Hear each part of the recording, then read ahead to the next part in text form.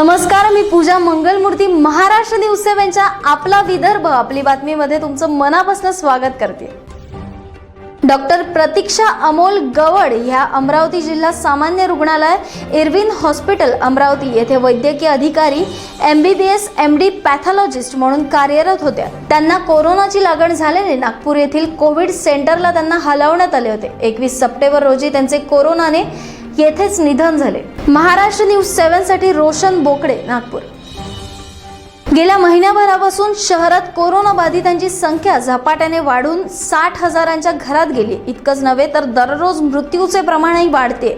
यावर पर्याय म्हणून मानकापूर येथील विभागीय क्रीडा संकुलात जम्बो हॉस्पिटल उभारण्याचा निर्णय घेण्यात आला। या ठिकाणी सुमारे 1000 बेड उपलब्ध करून देण्यात येणार आहे। जम्बो हॉस्पिटल सुरू करण्याचा निर्णय राज्य सरकारने घेतला असला तरी या क्रीडा संकुलामध्ये तयारी होते का, सध्या काय परिस्थिती आहे याचा आढावा महाराष्ट्र न्यूज 7च्या प्रतिनिधींनी घेतलेला आहे। महाराष्ट्र न्यूज 7 साठी रोशन बोकडे, नागपूर।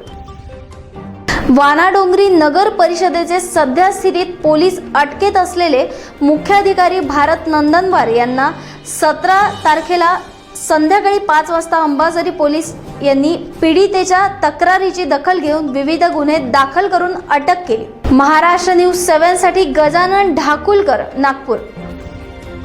कोरोनाच्या काळात महाराष्ट्राच्या सरकारने इतर विषयाला दिलेल्या महत्त्व बघता खासदार रामदास तडस यांनी राज्य सरकारवर निशाणा साधलाय। एकीकडे देशातील वाढती कोरोना रुग्णांची संख्या तर दुसरीकडे मुंबईत चाललेले सुशांत सिंग राजपूत प्रकरण, त्याचबरोबर कंगना राणावत प्रकरण याकडे महाराष्ट्र सरकारचे जास्त लक्ष लागून राहिले। त्याचप्रमाणे इतर समस्यांकडे सरकारचे दुर्लक्ष केले जात आहे आणि विदर्भात होणाऱ्या शेतीचे पिकांचे नुकसान, त्याचबरोबर मुंबईत बऱ्याच लोकांनी बेकायदेशीर बांधकाम केले, पण केवळ कंगना राणावतलाच निशाणा बनवणारी शिवसेना यांच्या विरोधात वर्ध्याचे खासदार रामदास तडस यांनी दिल्लीत राज्यसभा अधिवेशनाचे सत्र आटोपल्यानंतर पत्रकारांशी साधलेल्या संवादात आपले मत व्यक्त केले। चला तर ऐकून घेऊया रामदास तडस यांनी नेमके काय म्हटले ते।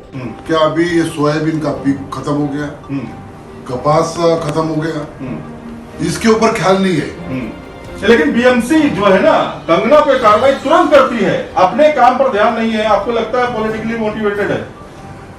ऐसे बंबई में कितने मकान हैं, अभी तक कार्रवाई की नहीं।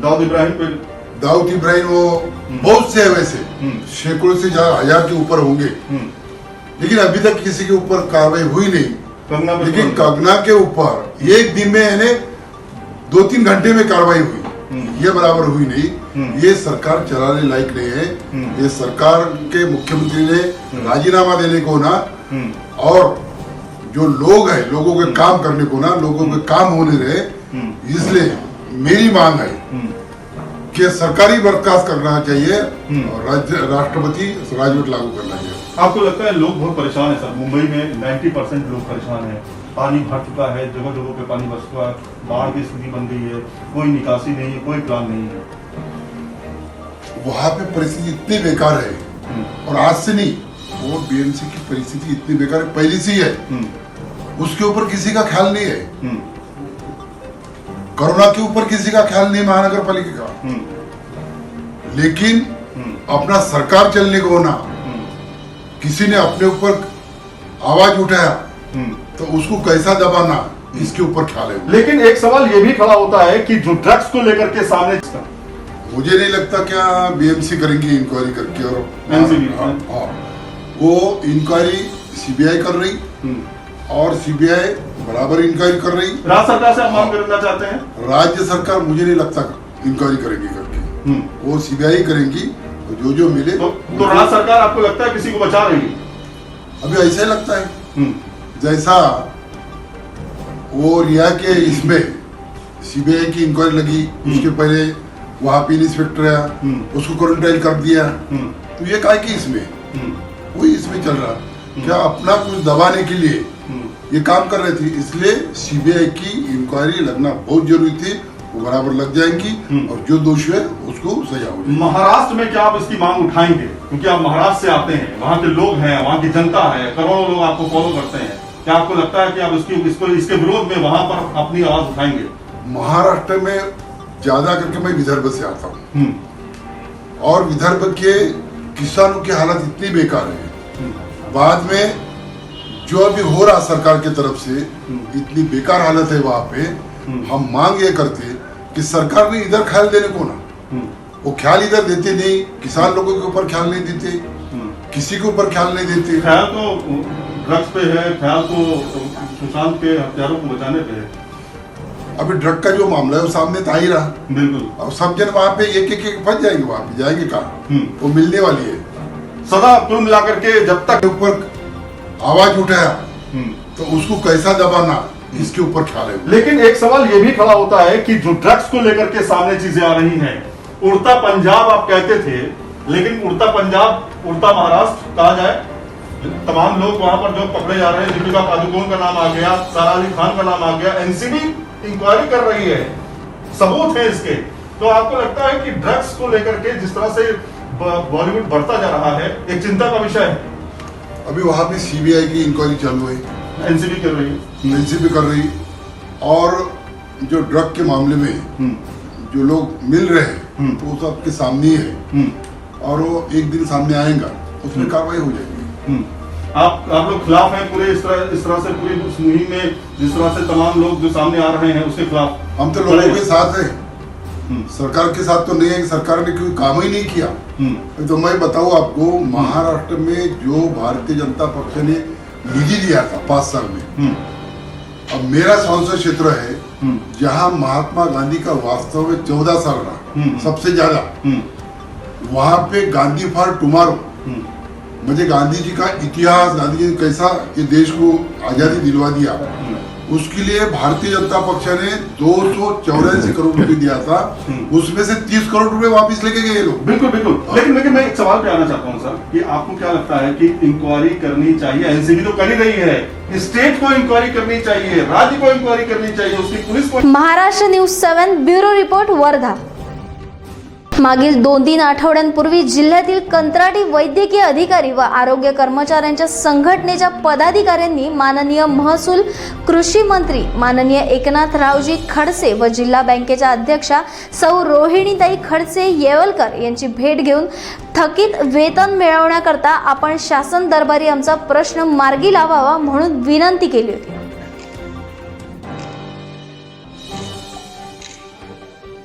Okay sir.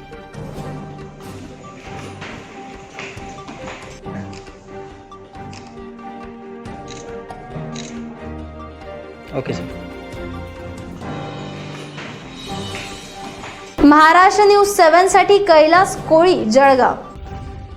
न्यूज हरिओम उर्फ सुनील राजाराम गुर्वे हे सामाजिक कार्यकर्ता आहेत। त्याचप्रमाणे विनोद गुर्वे या दोघांनीही मिळून हनुमान मंदिर नवरगाव येथे कोरोना महामारी लॉकडाऊनमध्ये गार्डनचे काम केले आणि आता त्या गार्डनमध्ये फार सुंदर फुलं लागली आहेत। त्यात पृथ्वीराज गुर्वे यांच्यासह इतरही शिवसेना विभाग प्रमुखांनी कामगिरी दाखवली।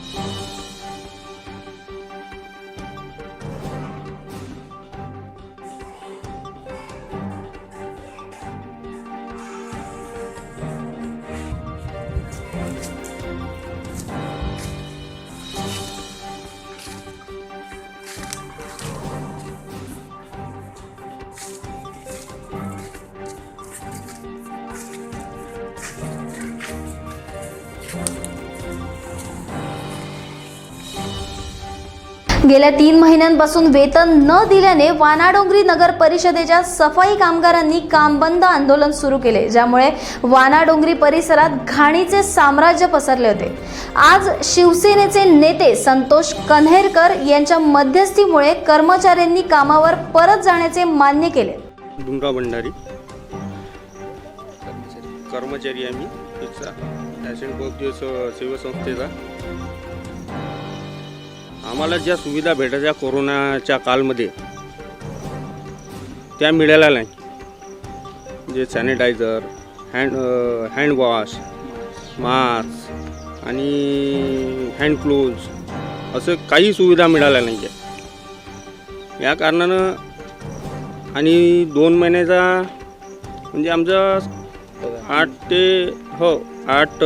8 महिन्याचा पगार PF सुद्धा भरलेला नाही आणि 2 महिन्याचा पेमेंटसुद्धा मिळालेला नाही. आणि आता 3रा महिना चालू आहे. म्हणजे 3 महिने ह्या 30 तारखेला कंप्लीट होऊन जाईल.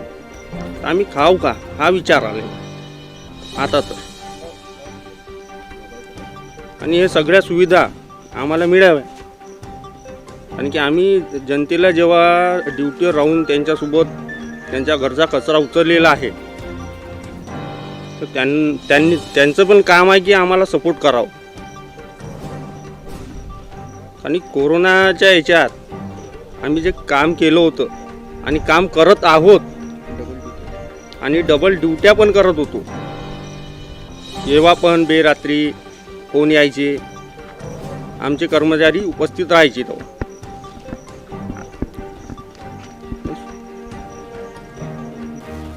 आणि वानाडोंगरी नगर परिषदमध्ये एवढ्या दिवसापासून आंदोलन सुरू होते. बरेचसे लोक येऊन सांत्वना देऊन गेले, परंतु निर्णय अजूनपर्यंत लागलेला नाही.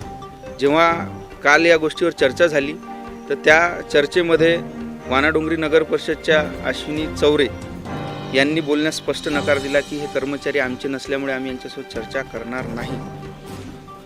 त्याच्यामुळे आमच्या समोर खूप मोठा प्रश्न होता की बा आमचा ठेकेदार सध्या इथे नाही.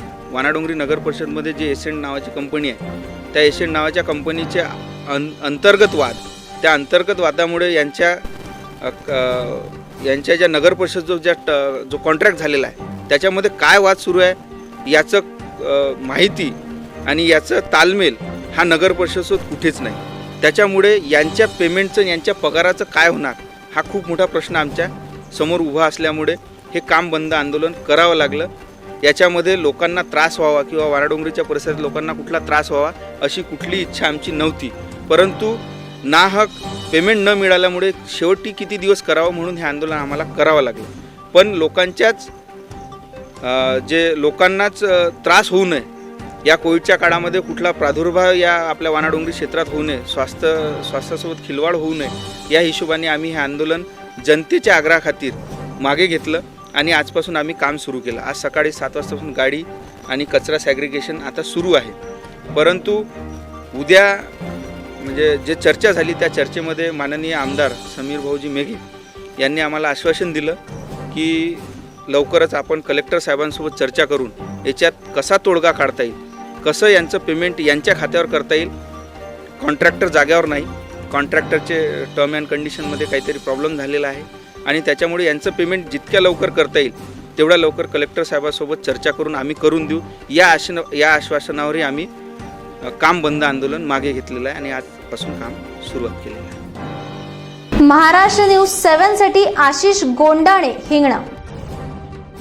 आज विरोधी पक्षनेते देवेंद्र फडणवीस यांनी नागपुरातील एम्स हॉस्पिटलला दिलेल्या भेटी दरम्यान पत्रकारांशी साधलेल्या संवादात ते बोलत होते. त्याचप्रमाणे हॉस्पिटलला कोरोना रुग्णांसाठी वाढवण्यात आलेल्या बेड्सची उपलब्धता देखील त्यांनी सांगितली. आज आम्ही नागपूरमध्ये पहिल्यांदा एम्सला व्हिजिट केली आणि त्या ठिकाणी ज्या काही व्यवस्था आहेत त्या व्यवस्थांचा आढावा घेतला. खरं म्हणजे अजून तिथलं काम पूर्ण व्हायचं असताना देखील त्या ठिकाणी कोविड वॉर्ड्स त्यांनी सुरू केला आहे आणि जवळजवळ 60 बेड्स पूर्ण सुसज्जित असे त्या प्रकारे त्या ठिकाणी तयार केले आहेत. आम्ही त्यांना अशी विनंती केली की अजून यात काही वाढ करता येईल का असा प्रयत्न केला पाहिजे.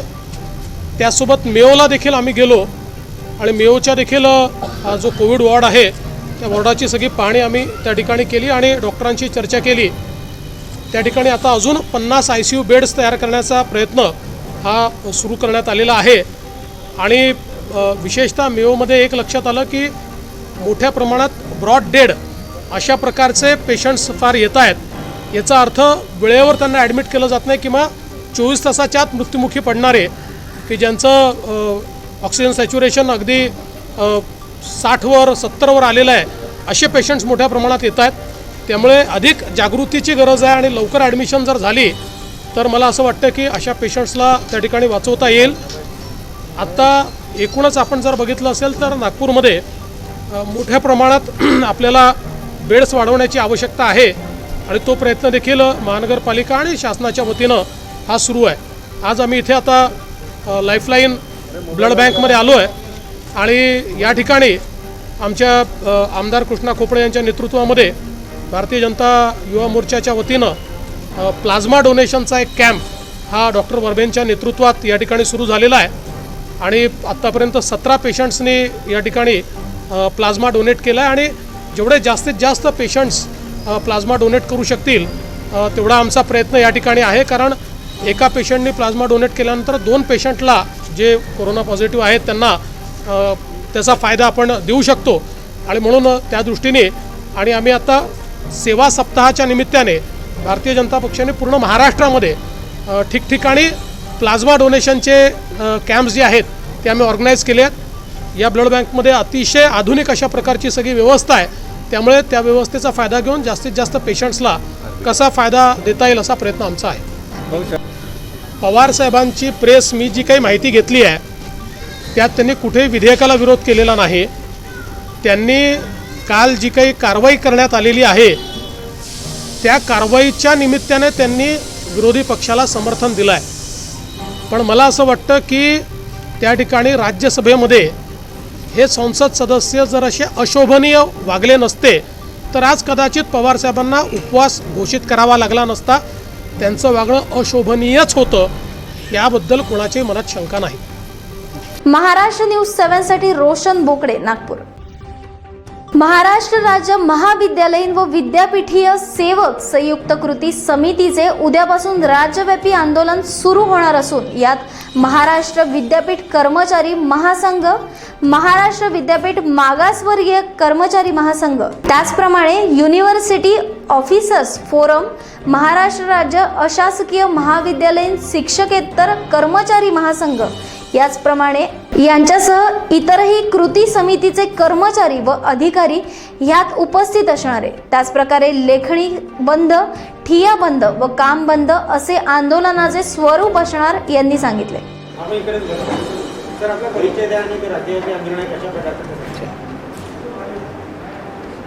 मी रमेश डोंगर शिंदे, समन्वयक महाराष्ट्र राज्य महाविद्यालयीन व विद्यापीठे सेवक संयुक्त कृती समिती आणि अध्यक्ष महाराष्ट्र विद्यापीठ कर्मचारी महासंघ.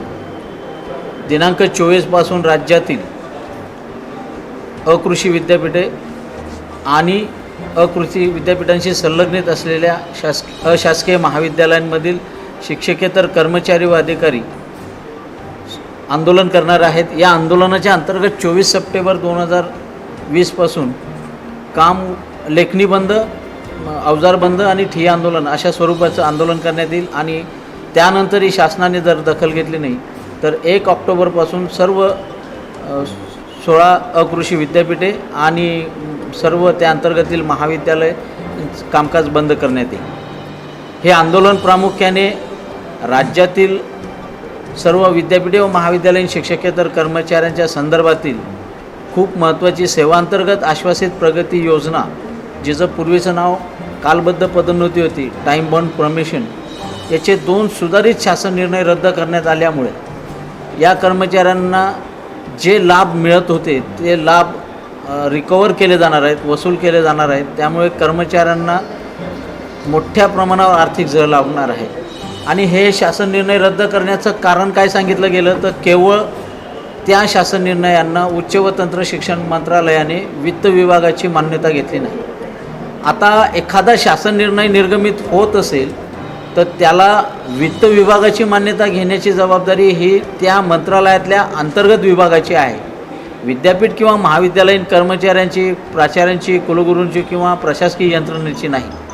ही त्या मंत्रालयात झालेली चूक आहे. त्या चुकीचा फटका 1994 जी योजना आम्हाला सुरुवातीपासून लागू आहे ती योजना अचानक अशी बंद करायची आणि कर्मचाऱ्यांच्या पगारातून लाखो रुपयाची वसुली करायची, हा अन्यायकारक आहे. एखादी योजना दिली तर ती पूर्णतः द्यावी लागते. एका योजनेचा अर्धा भाग देऊ आणि एका योजनेचा अर्धा भाग देणार नाही असं करता येत नाही. केवळ वित्त विभागातील अधिकाऱ्यांच्या आकसपूर्ण आणि आडमुठ्या भूमिकेमुळे हा शासन निर्णय गेल्या 2 वर्षापासून निघत नाही. माजी वित्तमंत्री सुधीर मुनगंटीवार आणि विद्यमान वित्तमंत्री अजितदादा पवार यांच्याकडे आमची ही मागणी पेंडिंग आहे. त्या मंत्रालयातले अधिकारी वारंवार मिसगाईड करतायत मंत्र्यांनाही आणि चुकीची दिशा देऊन हे प्रकरण थांबवत आहे. दुसरा सगळ्यात महत्त्वाचा विषय आहे, आमच्या राज्यातील सर्व अकृषी विद्यापीठाच्या कर्मचारी अधिकाऱ्यांना अद्यापही 7वा वेतन आयोग लागू झालेला नाही. या संदर्भात सातत्याने 2018 पासून पाठपुरावा सुरू आहे. 10 जुलै 2019ला तत्कालीन उच्च व तंत्र शिक्षण मंत्री विनोदजी तावडे यांनी 1 महिन्याच्या आत हा वेतन आयोग लागू करतो असं आश्वासन दिलं. तो 1 महिना अजून उगवला नाही. त्यानंतर राज्यात सत्तांतर झालं आणि विद्यमान उच्च व तंत्र शिक्षण मंत्री श्री उदयजी सामंत यांच्याकडे 29 जानेवारीला आमच्या सगळ्या कृती समितीच्या समवेत बैठक झाली. 2.5 तास चाललेल्या चर्चेनंतर त्यांनी सांगितलं की कोणत्याही परिस्थितीमध्ये तुम्हाला 29 फेब्रुवारीपर्यंत 7वा वेतन आयोग लागू झालेला असेल, 1 मार्चपासून तुम्ही तुमची वेतन निश्चिती करू शकाल असे जाहीरपणे सांगितलेलं आहे. आजही त्या विषयाने काहीही प्रक्रिया नाही. आत्ताही वित्त मंत्रालयात ते फाईल पडून आहे आणि सेवांतर्गत आश्वासित प्रगती योजनेच्या संदर्भामध्ये आणखी नवीन योजना लागू झालेली आहे. तिचं याच योजनेचं नाव बदलून 10, 20 व 30 वर्षांची 21 सेवांतर्गत प्रगती योजना, 3 लाभांची सेवांतर्गत प्रगती योजना असं म्हटलेलं आहे. ती योजना आम्हाला देता येणार नाही. याचं कारण सांगितलं आहे की कर्मचाऱ्यांचा पदांचा आढावा झाल्यावर याच्यावर विचार करण्यात येईल. वास्तविक पदांचा आढावा आणि एखादी स्कीम लागू करणे याचा काही संबंध नाही. पदांचा आढावा नियुक्ती आणि रिक्त जागा भरण्यासंदर्भात आहे. तीही आमची मागणी आहे. आमच्या खूप मागण्या पेंडिंग आहेत आणि या मागणीच्या संदर्भात आम्ही सातत्याने पाठपुरावा करतो आहे. परवा 16 तारखेला बुधवारी आम्ही मंत्रालयात गेलो होतो. त्यावेळेला त्यांनी सांगितलं की 8 दिवसात करतो आहे. तेही अजून झालेलं नाही. त्यामुळे नाईलाजाने आम्हाला हे आंदोलन करावं लागतं आहे.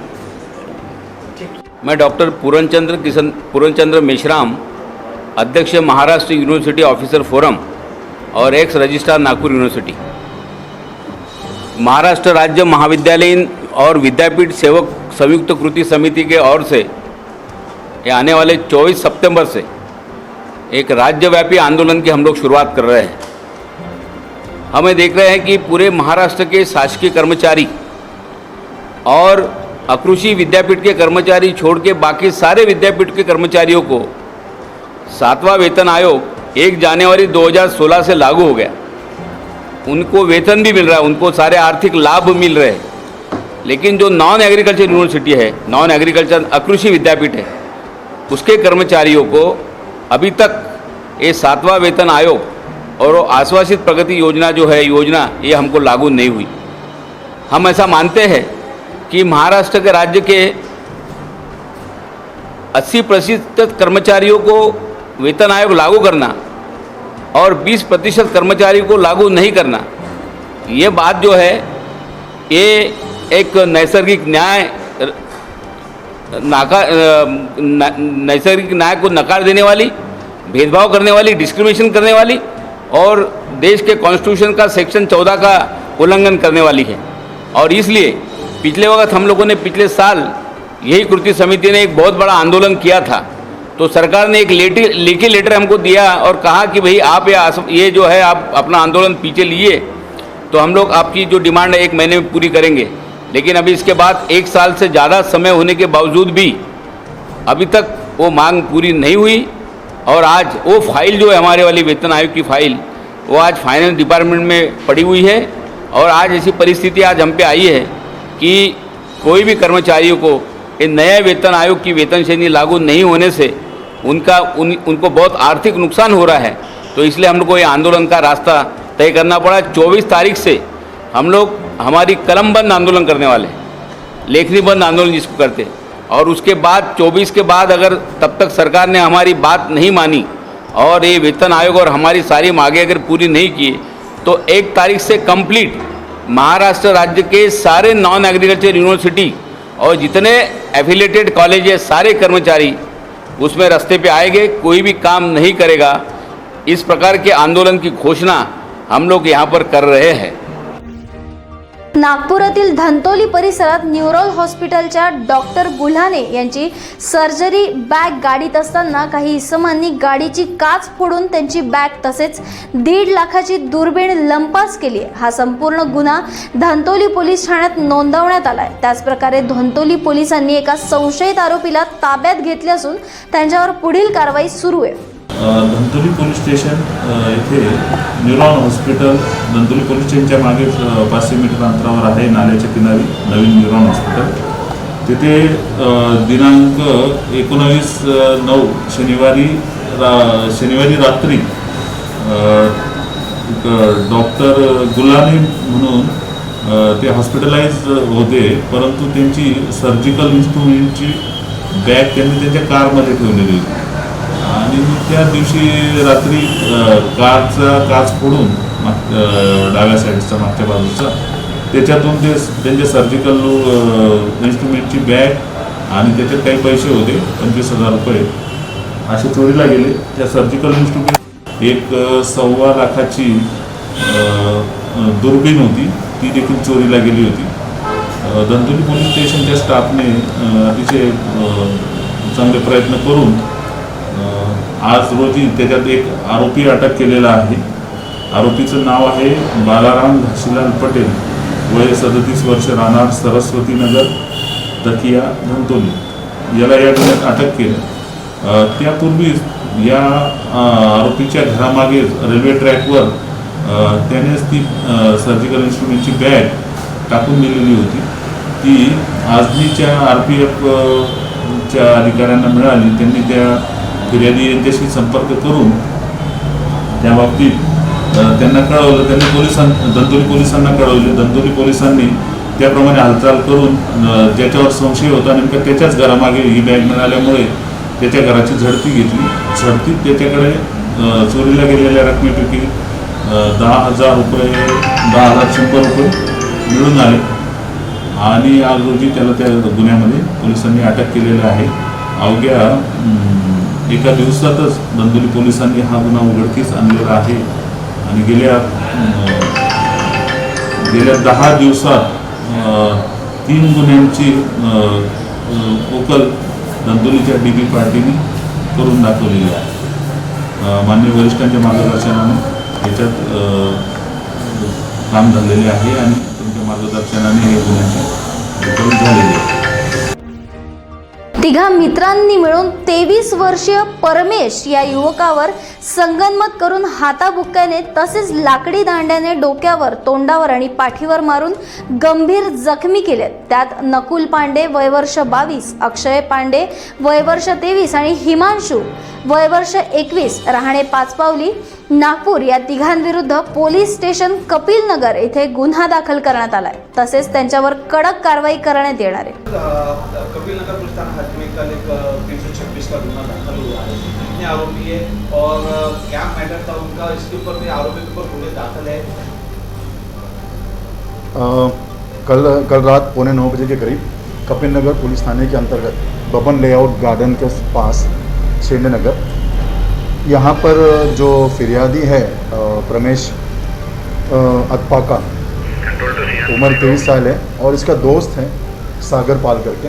सागर पाल का बर्थडे होने की वजह से ये दोनों भी घूमने के लिए गए थे गार्डन के पास। उस जगह पे ये 3 आरोपी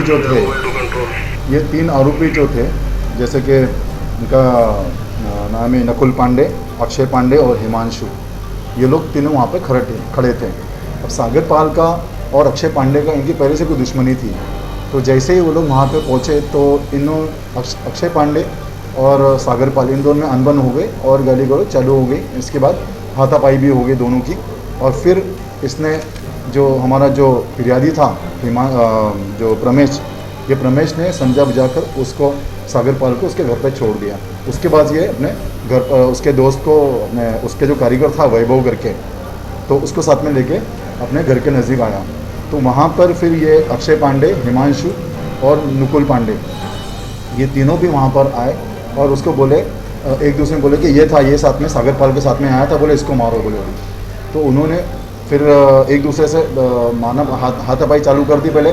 उसके बाद अक्षय पांडे ने अपने बाइक पे लगा हुआ डंडा था, फावड़े का जो डंडा होता है, वो आके उसके सर पे मारा और ये दोनों ने मिलकर उसके हाथापाई मार के उसको ज़ख्मी किया उसको। तो इसके अंतर्गत जो घटना थी, इसके विपक्ष में हमने 325, 326, 506, 504, 34 इस IPC के तहत हमने गुनाह दाखिल किया है। इसके अंदर हमने तुरंत ही रात को 3:30 बजे तीनों ही आरोपी हमने अरेस्ट कर दिए उनको, और अभी तहकीकात चालू है इसमें। सर आरोपी पे इसके पहले कोई गुनाह दाखिल नहीं किया? नहीं, अभी तक तो उनको रिकॉर्ड नहीं मिला, क्योंकि अपने थाने तो नहीं है, और बाकी जगह पे जो है अभी उसकी तहकीकात चालू है कि तपास में जो आएगा अभी उसका ही चालू है। और वैसे भी हम लोग आज उनको PCR के लिए भेज रहे हैं। हो सकता है कि 4 से 5 दिन का उनको PCR मिल जाए, ताकि हम उनकी पहले की जो हिस्ट्री है, इन्होंने जो भी गुनाह किए हैं, इसके साथ में क्या क्या और किया है इन्होंने, ये पूरा अपने को निकल के आएगा उसमें, और हम तपास वो अच्छे से करेंगे उसमें। कोरोनाच्या काळात जिथे तरुण वर्गाला बेरोजगारीला सामोरे जावे लागते, तिथेच दुसरीकडे वाढते व्यसनांचे प्रमाण जीवावर बेतताना दिसते। नागपुरातील रॉयल बार अँड रेस्टॉरंट इथे 4 मुलांनी बारच्या आत शिरून काही कर्मचाऱ्यांना शस्त्राचा धाक दाखवत तसेच दारू आणि काही रोख रक्कम लुटून नेल्याचा धक्कादायक प्रकार उघडकीस आलाय। त्या आरोपींविरुद्ध जरीपटका पोलीस स्टेशन येथे गुन्हा दाखल करण्यात आलाय। काल बारमध्ये काही हंगामा झाला आहे काय? श्री श्रेयस पटेल यांचे जिंजर मॉल येथे रॉयल बार आहे, त्या बारमध्ये रात्री 8:30 वाजताच्या दरम्यान 2-3 मुलं गेले। त्यांनी तिथे बियर मागितली, त्या बियरवरून तिथे वादविवाद झाला। वादविवाद झाल्याने त्या जे मुलं गेले होते त्यांनी ते चाकू दाखवून त्या काउंटरमधून नगदी अंदाजे 7,000 रुपये काढून नेले। त्यावरून त्यांनी पोलीस स्टेशनला तक्रार केली। अज्ञात आरोपीविरुद्ध गुन्हा नोंद करण्यात आलेला आहे। सदर गुन्ह्यात आरोपीचा शोध घेऊन आरोपितांना ताब्यात घेण्यात आलेले आहे। याच्यावर काही गुन्हे आहे याच्या पहिले? आरोपी हे यापूर्वी गुन्हेगार आहे। आता एकूण आम्हाला सध्या 6 आरोपी निष्पन्न झाले, आणखी कुणी आहे का याचा शोध घेऊन तपास करत चालू आहे। वर्धा जिल्ह्यातील हिंगणघाट शहरातील कोरोनाचा प्रकोप दिवसागणिक वाढत चाललाय। आता पुन्हा वाढता कोरोनाचा संसर्ग लक्षात घेऊन कोरोनाची साखळी तोडण्यासाठी 25 सप्टेंबर ते 1 ऑक्टोबर पर्यंत 7 दिवस स्वयंप्रेरणेने जनसंचारबंदी पाळत जनता कर्फ्यू पाळण्याचा एकमताने निर्णय घेण्यात आला। या बैठकीला आमदार समीर कुणावार यांच्यासह इतरही लोकप्रतिनिधी उपस्थित होते, तर दुसरीकडे माजी आमदार राजू तिमांडे यांनी सर्वपक्षीय बैठक बोलवून सर्वसामान्य जनतेचा विचार केला। महाराष्ट्र न्यूज 7 साठी मोहसिन खान, वर्धा। अशाच काही विदर्भातील घडामोडींसाठी बघत रहा महाराष्ट्र न्यूज 7, आपला विदर्भ आपली बातमी।